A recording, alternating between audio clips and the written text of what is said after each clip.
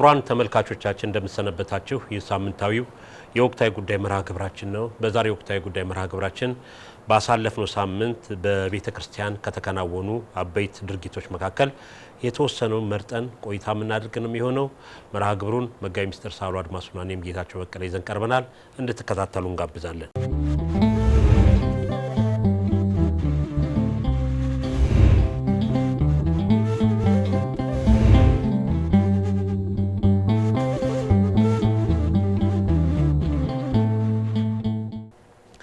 መጋቢ ሚስጥር እንግዲህ ባሳለፍነው ሳምንት የሊቀ መላእክት የቅዱስ ገብርኤል ዓመታዊ ክብረ በዓል ሐምሌ 19 ቀን በታላቅ ድምቀት ተከብሯል። በተለይ የቅዱስ ገብርኤል ታቦት ወይም ጽላቱ ባለበት ቦታዎች ሁሉ በአዲስ አበባ ከተማም ከዛ ውጭም በመላው ዓለም ዓመታዊ ክብረ በዓሉ በድምቀት ተከብሯል። እንግዲህ ይህ በዓል ቅዱስ ገብርኤል ቅዱስ ቂርቆስና ቅድስት ኢየሉጣን ያዳነበት በዓል ነው፣ የሚታወቅ በዓል ነው። እንግዲህ ይህም በዓል አስመልክቶ ብፁዕ ቅዱስ አቡነ ማትያስ ቀዳማዊ ፓትርያርክ ርዕሰ ሊቃነ ጳጳሳት ዘኢትዮጵያ ሊቀ ጳጳስ ዘአክሱም ወዕጨጌ ዘመንበረ ተክለ ሃይማኖት መልእክት አስተላልፈዋል። እንግዲህ ስለ ቅዱስ ገብርኤል ክብረ በዓልና በተለይ ቅዱስ አባታችንም በዚህ ዕለት ካስተላለፉ መልእክት መታየት ያለበትን አንዳንድ ጉዳዮች እንመልከታቸው። አመሰግናለሁ መምህር ጌታቸው። እንግዲህ ያው እንደተባለው ባሳለፍነው ሳምንት ወይም ደግሞ ሐምሌ 19 ቀን 2018 ዓመተ ምህረት የታላቁ መልአክ የመጋቤ ብስራት የቅዱስ ገብርኤል በዓል በታላቅ ድምቀት በሀገራችንም ከሀገርም ውጭ ባለው የኛ ቤተክርስቲያን ባለችበት ሁሉ በታላቅ ድምቀት ተከብሯል። ይህንን ምክንያት በማድረግ አሁን እንደተገለጸው ብፁዕ ቅዱስ አባታችን አቡነ ማትያስ ቀዳማዊ ፓትርያርክ ርዕሰ ሊቃነ ጳጳሳት ዘኢትዮጵያ ሊቀ ጳጳስ ዘአክሱም ወዕጨጌ ዘመንበረ ተክለ ሃይማኖት አባታዊ የመልካም ምኞት መልእክት አስተላልፈዋል። ቅዱስነታቸው በዚህ መልእክት ሁለት ነገሮች ናቸው ያስተላለፉት። ሁለተኛውን ኋላ የምንመጣበት ይሆናል።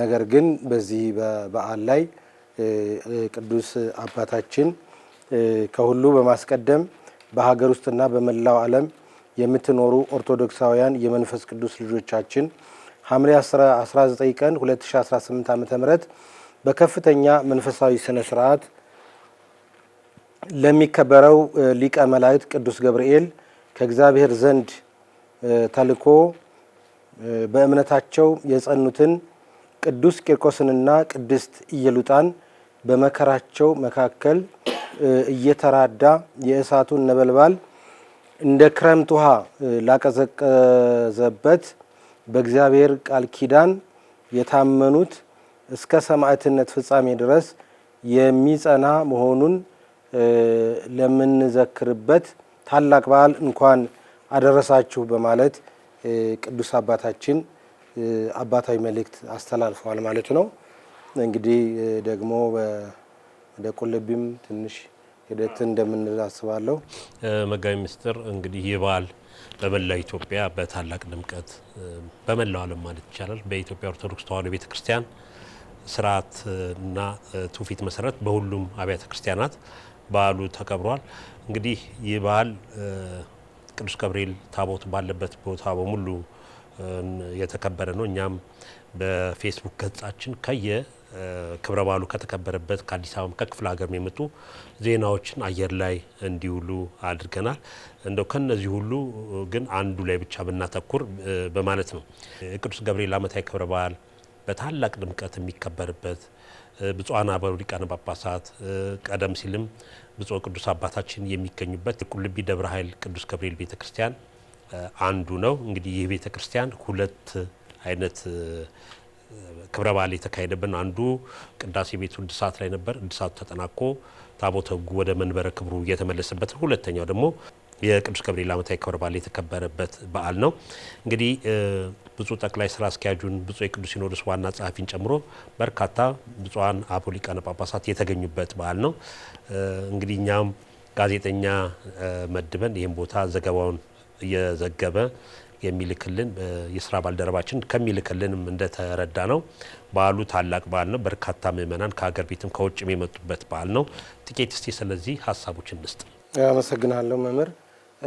እንግዲህ የቁልቢ ደብረ ኃይል ቅዱስ ገብርኤል ገዳም ያው አሁን የተከበረው በዓል ድርብ ታሪክ ወይም ድርብ ክብር የተደረገበትና ልዩ የሆነበት ሁኔታ ነው የተመለከትነው።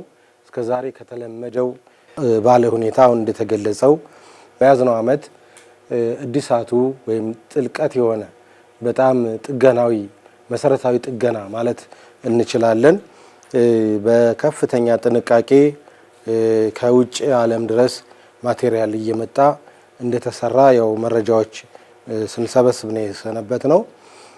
በዚህ ምክንያት ህንጻው ተጠናቆ ባሳለፍነው ሐምሌ 16 ቀን 2018 ዓመተ ምህረት ብፁዕ አቡነ ሳዊሮስ የጠቅላይ ቤተ ክህነት ዋና ስራ አስኪያጅ የደቡብ ምዕራብ ሸዋና የሸገር አህጉረ ስብከት ሊቀ ጳጳስ ብፁዕ አቡነ ዲዮስቆሮስ የቅዱስ ሲኖዶስ ዋና ጸሐፊ የራያ ሀገረ ስብከትና የማህበራት ማደራጃ መምሪያ ሊቀ ጳጳስ በርካታ ብፁዓን ሊቃነ ኤጲስቆጶሳት በተገኙበት በርካታ ምእመናት በተገኙበት የቅዳሴ ቤቱ በዓል ተከብሯል ማለት ነው። እንግዲህ ከዚያ በኋላ የቅዳሴ ቤቱ በዓል ከተከበረ ታቦታቱ ወደ ዋናው ቤተ መቅደስ ከገቡ በኋላ ሐምሌ 19 ቀን 2018 ዓመተ ምህረት የተለመደው የቅዱስ ገብርኤል በዓል በታላቅ ድምቀት ተከብሯል። ምእመናን በጣም የተደሰቱበት ሁኔታ እንደነበረ ከተለያዩ ስዕላዊ መረጃዎች ለመረዳት ችለናል። እንደተባለው በቀጣዩም በተደጋጋሚ በቴሌቪዥን በድርጅታችን የሚተላለፍ ይሆናል። ዘጋቢዎች ስለሄዱ በቂ መረጃም ይዘውልን ይመጣሉ። እዛም ሆነው እየላኩ ያው መረጃዎችን ስናደርስ ቆይተናል። እንግዲህ በዚህ ሁኔታ መጠናቀቁ ትልቅ ደስታ ነውና በአጠቃላይ በዚህ ስራ ለተሳተፉ ሁሉ ከብፁዓን አባቶች ጀምሮ እንኳን አደረሳችሁ እንኳን ደስ ያለን ማለት ነው የምፈልገው መመልከታቸው የተወሰነ ሀሳቦች ለመጨመር እንግዲህ የቁልቢ ደብረ ኃይል ቅዱስ ገብርኤል ቤተክርስቲያን በርካታ ምእመናን ከተለያየ ቦታ መጥተው በዓሉን የሚያከብሩበት ነው።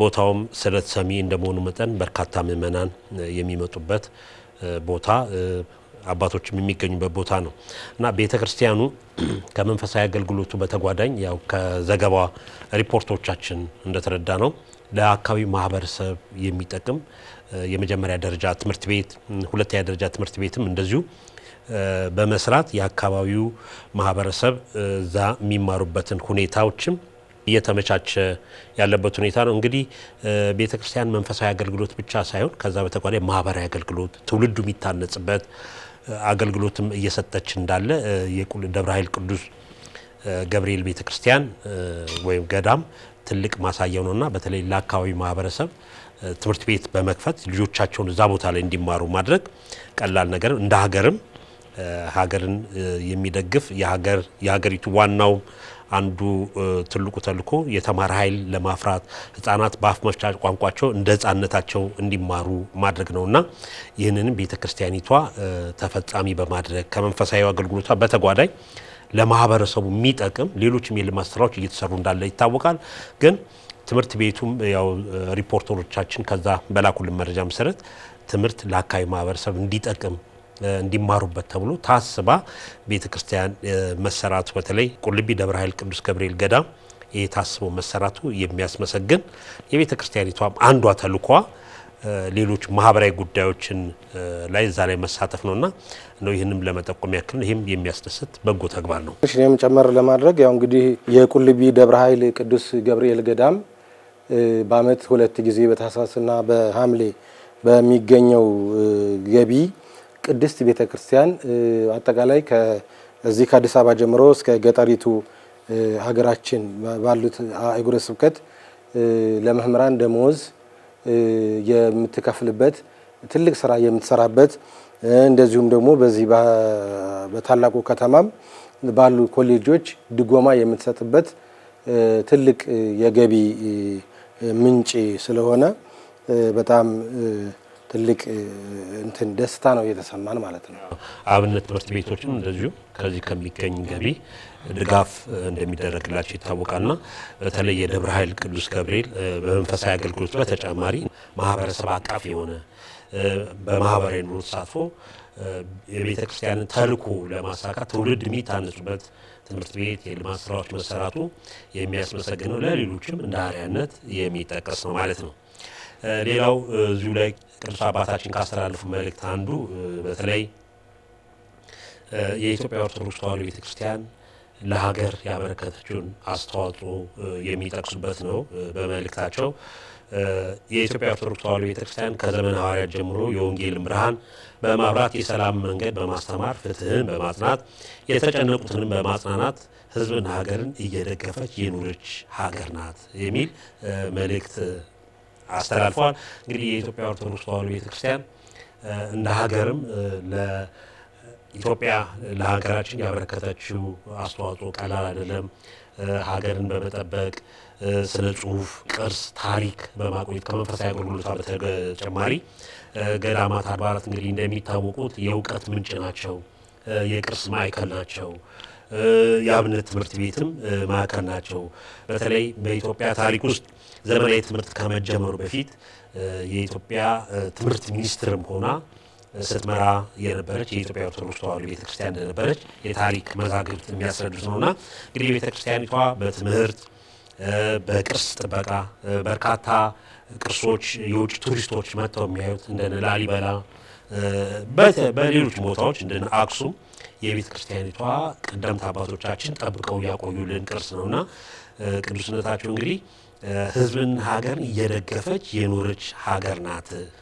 ፍትህን በማጽናት ለሕግም ራሱ በፍትሐ ነገሥቱ እንደዚሁ አገልግሎት ሲሰጥ የነበረ ከዛ በተጨማሪም ቅዱስነታቸው የተጨነቁትን በማጽናናት ችግረኞች በመርዳት ረጅም አገልግሎት በሀገራዊ ጉዞ ውስጥ ብዙ አገልግሎት እያበረከተች የነበረች ሀገር ናት የሚል አንስተዋል እንደ መግቢያ በዚህ በሁለተኛ በምናነሳው ነጥብ ላይ። እውነት ነው መምህር። እኔም ደግሞ ቀጣዩን ፓራግራፍ ማየት ይኖርብኛል። ብፁዕ ቅዱስ አባታችን አሁንም ስለ ቅድስት ቤተክርስቲያናችን ታላቅነት የተናገሩት ተጨማሪ ሀሳብ አለ። በዚህ ቅዱስ ተልእኮ ውስጥም መናንያን መነኮሳትና መነኮሳያት ዓለምንና ከዓለም የሚገኘውን ጊዜያዊ ክብር፣ ጥቅም፣ ምቾትና የመሳሰሉትን በፈቃዳቸው ትተው በየገዳማቱ በበዓታቸው በጾም በጸሎት ተወስነው ሕይወታቸውን በትህትና ለእግዚአብሔር በመስጠት ስለ ራሳቸው ብቻ ሳይሆን ስለ ሀገር፣ ስለ ሕዝብ፣ ስለ ሰላምና ስለ ዓለም ደህንነት በመዓልትና በሌሊት የሚጸልዩ የምድራችን በረከቶች ናቸው በማለት በገዳም ያለውን ትልቅ በረከት ብፁዕ ወቅዱስ አባታችን አጉልተው አሳይተዋል ማለት ነው። እንግዲህ ገዳማት ላይ መጋቢ ምስጢር እንደሚያውቁት አባቶቻችን በጾም በጸሎት ተወስነው የሚያገለግሉ ናቸው። እንግዲህ ያ ጾም ጸሎት ለገዳማውያኑ በዛ ገዳም ለሚኖሩት ብቻ አይደለም፣ በመላው ዓለም ሰላም እንዲሰፍን የሰው ልጆች በፍቅር በአንድነት በመተሳሰብ እንዲኖሩ ከዛም በተጨማሪ ሰዎች የተለያየ ነገር ሰርተው ራሳቸውን የሚችሉበት ለሀገራቸውም ለቤተ ክርስቲያናቸውም ብቁ ዜጋ ሆነው የሚወጡበትን ሁኔታ ስታስተምር ነው የቆየችውና የኢትዮጵያ ኦርቶዶክስ ተዋሕዶ ቤተ ስለ ሕዝብ፣ ስለ ሰላም፣ ስለ ዓለም ደህንነት ነው ስትጸልይ የምትውለውና እንደነዚህ አይነት ጸሎቶች ደግሞ የሚካሄድባቸው አንዱ ገዳማት ናቸው እና ገዳማት የጸሎት ቦታ ናቸው፣ የትምህርት ማዕከል ናቸው፣ የቅርስ ከዛም በተጨማሪ የፍልስፍና ምርምር በሙሉ የሚካሄድባቸው ናቸው። እንግዲህ የአቡሻህር ትምህርታችንን ሌሎችም የባህር ሀሳብ ትምህርቶችን ብናያቸው በአብዛኛው ከዚህ ከዘመናዊ ሳይንስም ጋር ነው። ለዘመናዊ ሳይንስ አርአያ የሚሆኑ ፍልስፍናን ብዙ ምርምርን የሚያሳዩ መጽሐፍት ናቸው። እነዚህ በሙሉ እንግዲህ እውቀቶች ያሉት ገዳማት ላይ ነው።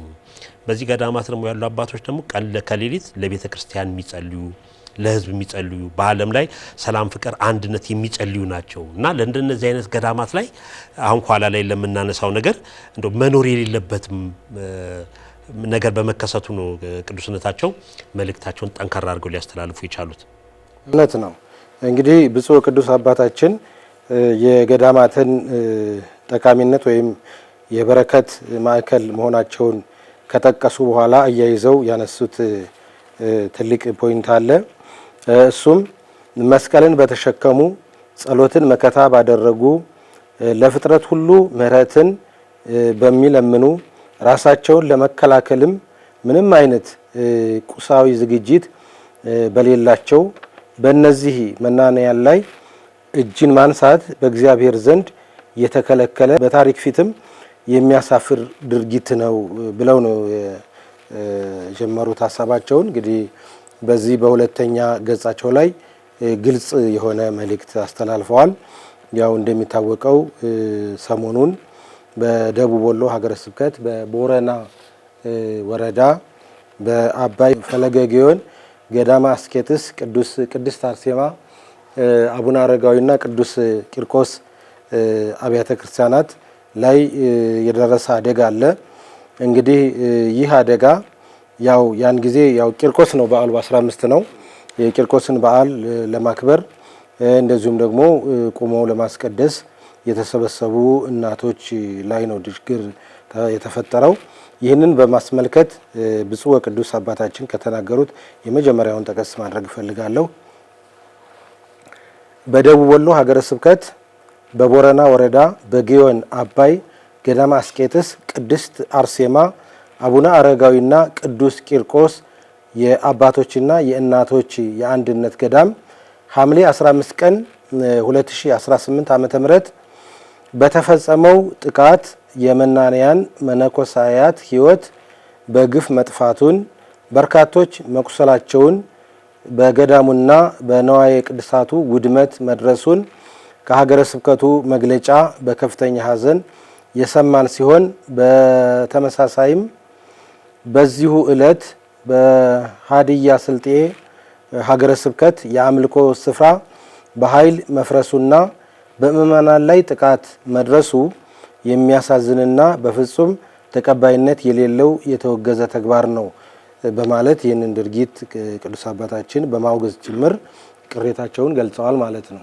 መጋቤ ምስጢር እንግዲህ አሁን የነዚህ በተለይ ቀደም ባነበቡት ላይ እዚህ መናንያን እናቶች አባቶች ባሉበት ላይ እንደዚህ አይነት ጥቃት መፈጸም በእግዚአብሔር ዘንድ የተከለከለ በታሪክም ፊት የሚያሳፍር ድርጊት ነው ሲሉ ነው ቅዱስነታቸው በመልእክታቸው ያስተላልፉት። እንግዲህ በተለይ በገዳም ያሉ እናቶች አባቶችን ይቅርና በውጭም ያለው ሰውም መግደል የሰውን ደም ማፍሰስ የለበትም። ይሄ የሚታወቅ ነገር ነው። ለዚህ ነው በእግዚአብሔር ዘንድም የተከለከለ ሰው ማጥፋት የለበትም። እና እንግዲህ እነዛ ገዳም መናንያን እናቶች ደግሞ እናቶችና አባቶች ያሉበት ገዳም ለዓለሙ ለትውልዱ ለዓለማችን ለሀገራችን የሚጸልዩ እናቶች ያሉበት ቦታ ነው እና እዛ ቦታ ላይ ጥቃት መፈጸም የሰው ሕይወት እንዲያልፍ አደጋም እንዲደርስባቸው ማድረግ እንግዲህ እንደነዚህ አይነት ነገር በታሪክም ተከትቦ የሚቀመጥ ነው። ለዚህ ነው በታሪክ ፊትም የሚያሳፍር ድርጊት ነው መፈጸም የሌለበት ቦታ እንኳን እንደነዚህ አይነት ገዳማት ላይ በየትኛውም ቦታ እንደዚህ አይነት ጥቃቶች ሊፈጸሙ አይገባምና በተለይ ከተወሰኑ ጊዜ በኋላ እንደነዚህ አይነት ነገሮች እየተመለከትን ይመጣ ነው። አሁን በጥንት ጊዜ የገዳማት አባቶች ይከበራሉ። ገዳም ከሰው ጋር ተጣልቶ እንኳን ወደ ገዳም የገባ ሰው ምንም ነገር አይደረግ ገዳም ገብቷል ተብሎ ጥበቃን የሚደረግለትና ለገዳም እናትና አባቶቻችን ጥበቃ ሊደረግላቸው ይገባል እንጂ እንደነዚህ አይነት ገዳማት ላይ በዚያውም የታሪክ የቅርስ ማዕከል የሆኑ ትልልቅ አባቶች እናቶች ያሉበት ስለ ሀገር ስለ ቤተ ክርስቲያን ጸሎት የሚጸልዩ እናቶች አባቶች ላይ ይሄ ነገር መፈጸም የለበትም እና እንደው በታሪክ ፊት የሚያሳፍር ድርጊት ነው የሚል ነው የቅዱስነታቸው መልእክት። እንግዲህ እንደምንመለከተው በዚህ ጉዳይ ላይ ሁሉም ሰው አዝኗል። ምእመናንም በዚህ በማህበራዊ ድረገጽ በምንመለከትበትም ሰዓት ሁሉም ሰው እንዴት ገዳማት ላይ እንደዚህ አይነት ነገር ይፈጸማል የሚል ሁሉም ሰው ነው ያዘነው። እዛም ያሉ እናቶች አባቶች መደናገጥም አለ። ጉዳት የደረሰባቸውም ወደ ሆስፒታልም የሄዱበት ሁኔታ እንዳለ ነው እንግዲህ መረጃዎች የሚያሳዩት። ግን በምንም ምክንያት ገዳማት ላይ እንደዚህ አይነት ነገር መፈጸም አይገባም። እንግዲህ እነዚህ ለዓለም የሚጸልዩ ለህዝበ ክርስቲያኑ የሚጸልዩ ለመላው ዓለም በሀገር ቤትም በውጭም ላሉ ለሚጸልዩ እናቶች አባቶች ያሉበት ቦታ ላይ ይህ ነገር መፈጸም በእግዚአብሔር ዘንድም የተከለከለ ቅጣትም የሚያመጣ ጭምር ነውና እንደው በተለይ በዚህ ጉዳይ ላይ ሁሉም ሰው ሁላችንም ምን ያዘነው ወደፊትም እንደነዚህ አይነት ነገሮች መከሰትም የለባቸውም እንኳን በገዳማት አድባራት ላይ ይቅርና በሌላውም ሰው ላይ መከሰት የሌለበት ነውና ቢቻል ጸልዩልን የእናንተ በረከት ይድረሰን ቦታውን ጎብኝተን ለዓለም እናሳውቅበት የታሪክ የቅርስ የሆኑ ቦታዎች ላይ እንደዚህ አይነት ያነጣጠረ ጥቃት መፈጸሙ በሁሉም በኩል የሚያሳፍር የሚያሳዝን ድርጊት ነው። መጋቢ ሚስጥር እውነት ነው። ብፁዕ ወቅዱስ አባታችን አበክረው የጠየቁት ጥያቄም አለ። እሱንም መግለጽ ፈልጋለሁ። ምንድነው ያሉት ቅዱስ አባታችን? በመሆኑም የጸሎት፣ የትምህርት፣ የሰላምና የመንፈሳዊ እሴት ማዕከል የሆኑትን ገዳማት መጠበቅ የአንድ ሃይማኖት ጉዳይ ብቻ ሳይሆን የሰው ልጅ ክብርን የሕግ የበላይነትንና የሀገር ሰላምን የማስጠበቅ ኃላፊነት ያላቸው በየደረጃው የሚገኙ ባለስልጣናትና የሕግ አስከባሪ አካላት ጭምር እንደመሆኑ አሰቃቂ ጥቃት የፈጸሙት ተጠያቂዎች ለፍትህ እንዲቀርቡ ሌሎች ገዳማትና አድባራት ደህንነታቸው እንዲጠበቅልን ለተጎዱትም ተገቢው ድጋፍ እንዲደረግልን ዛሬም አበክረን እንጠይቃለን በማለት ቅዱስ አባታችን ያው አበክረው ጥያቄ ማቅረባቸውንም በዚሁ መልእክታቸው ላይ ተካቷል ማለት ነው። እንግዲህ እንደነዚህ አይነት ጥቃቶች ሲደርሱ ጥቃት አድራሾቹ በሕግ ፊት የሚጠየቁበት ሁኔታዎች ሊኖር ይገባል።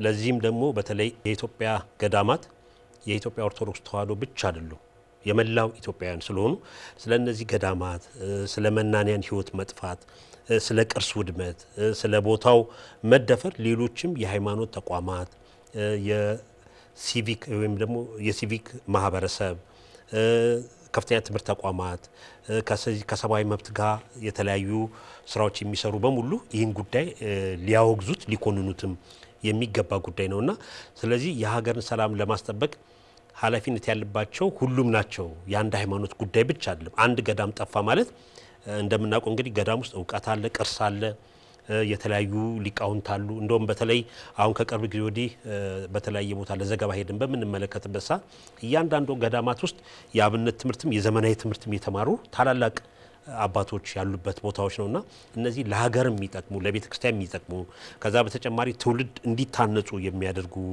አባቶች ያሉበት አባቶችና እናቶች ያሉበት ቦታ ላይ እንደዚህ አይነት መከሰቱ አግባብ አይደለም። እንግዲህ የአንድ ሃይማኖት ጉዳይ ብቻ ሳይሆን ሁሉም ሰው ሊጮህ ይገባል ነው የቅዱስነታቸው መልእክትና እኛም እንግዲህ የምንለው በዚህ ጉዳይ ላይ ሌሎችም ማድረግ የሚገባቸው ነገር ማድረግ አለባቸው። ከዛ በተጨማሪ ጉዳት የደረሰባቸውን ወገኖቻችንም ደግሞ ድጋፍ በማድረግ እነዛ ሰዎች ከገጠማቸው የስነ ልቦና ችግር እንዲወጡ ማድረግ ከሁሉም ኢትዮጵያውያን ከሁሉም ምእመናን የሚጠበቅ ተግባር ነው። እውነት ነው መምህር ጌታቸው። ብፁዕ ወቅዱስ አባታችን ማጠቃለያም ሰጥተዋል።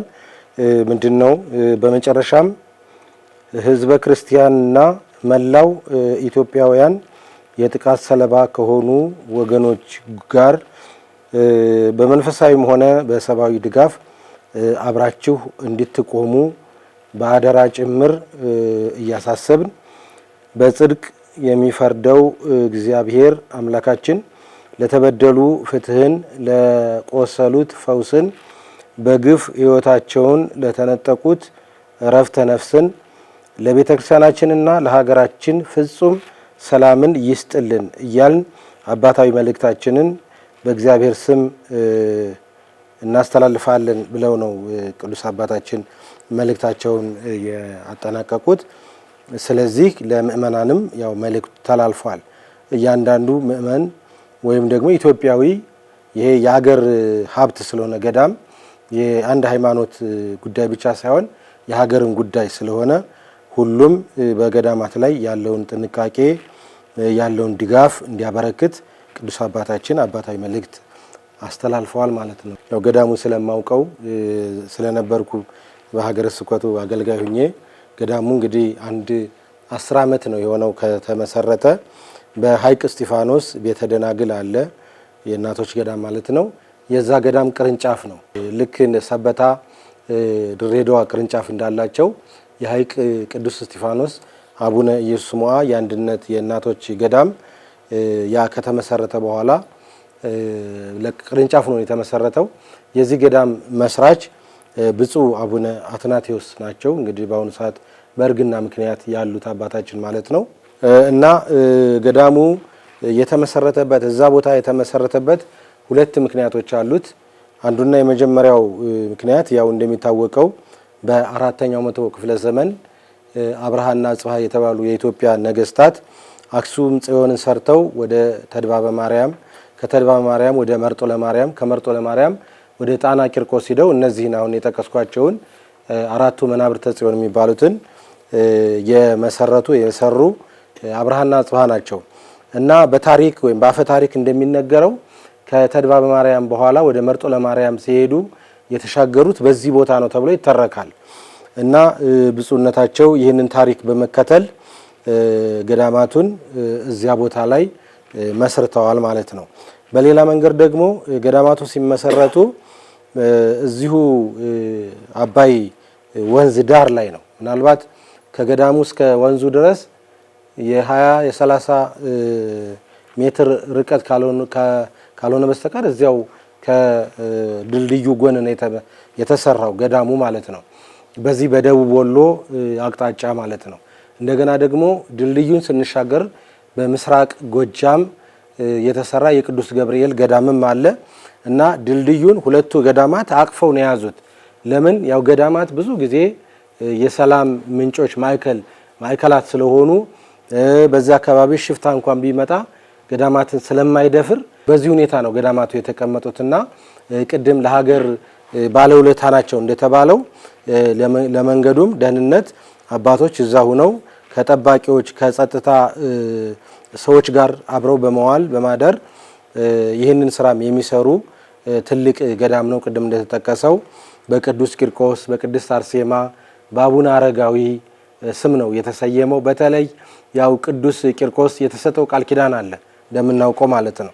እሱም በምንድነው? በበረሃ ላይ ያው የተለያዩ በሽታዎች አሉ እንደ ንዳድ ወይም ደግሞ ወባ፣ ሌላም አራዊት አሉ የሚናደፉ እና ለዚህ ቃል ኪዳን ስለተሰጠው ይህንን በማሰብ ብፁዕነታቸው እንዳውም የጤና ሚኒስቴር እያሉ ይጠሩታል ቅዱስ ቂርቆስ ማለት ነው በዛ አካባቢ። እና እንደዚህ አይነት በጣም ፍቅር የተሞላው ገዳም ነው።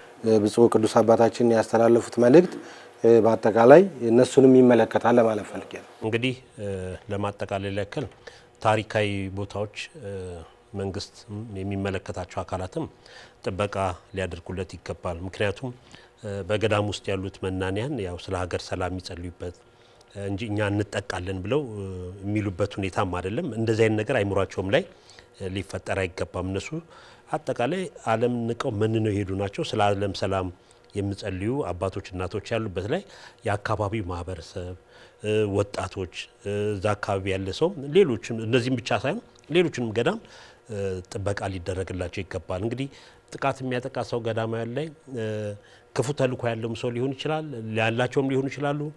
ማን እንደሚሆን አይታወቅም በየትኛውም ቦታ ላይ የምንመለከታቸውና እንደነዚህ አይነት ነገሮች እንዳይከሰቱ ሁሉም ሰው የየራሱ ድርሻ ስላለው ወጣቶችም የአካባቢ ማህበረሰብ ምእመናንም እንደነዚህ አይነት ታላላቅ ገዳማትና አድባራትን ጥበቃ ሊያደርጉላቸው ይገባል። እንግዲህ እዚህ ቦታ ላይ የደረሰው ጉዳት ሁሉም ሰው የሚያሳዝን የሚያስቆጭ ነው። ህይወታቸው ላለፉትም ሆነ አሁን በዛ ገዳም ላይ በተለያየ ጉዳት የደረሰባቸው ሰዎች ኦርቶዶክሳውያን ምእመናን መላው ኢትዮጵያውያን ለዚህ ለገዳሙ የሚያስፈልገውን ትብብር ሊያደርጉ ይገባል። ጉዳት የደረሰባቸውን ሰዎችም ደግሞ ማገዝ ይገባል። ለዚህ ነው ቅዱስ አባታችን ህዝበ ክርስቲያን መላ ኢትዮጵያን የጥቃት ሰለባ ከሆኑት ወገኖች ጋር በመንፈሳዊም ሆነ በሰብአዊ ድጋፍ አብራችሁ እንድትቆሙ ካደራ ጭምር እናሳስባለን የሚሉትና እንግዲህ ሁሉም ኦርቶዶክሳውያን ይህን ቦታ ከሰማን አደጋ ከደረሰ ጀምሮ ማድረግ የሚገባንን ማድረግ አለብን።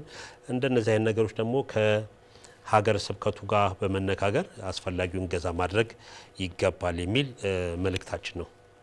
እንግዲህ መጋቤ ምስጢር ካለን ሰዓት አኳያ ከዚህ በላይ መሄድ አንችልም። ሌሎቹን ለሚቀጥለው ሳምንት ከሌላ አዳዲስ ጉዳዮች ጋር በመሆን የምንመለከታቸው ነው። ክቡራን ተመልካቾቻችን የዛሬ ወቅታዊ ጉዳይ መርሃ ግብራችን የተከታተላችሁትን ይመስል ነበር። መርሃ ግብሩን ይዘን የቀረብነው መጋቢ ሚስተር ሳህሉ አድማሱ፣ እኔም ጌታቸው በቀለ ከመላው የስቱዲዮ ባለሙያዎቻችን ጋር በመሆን ነበር።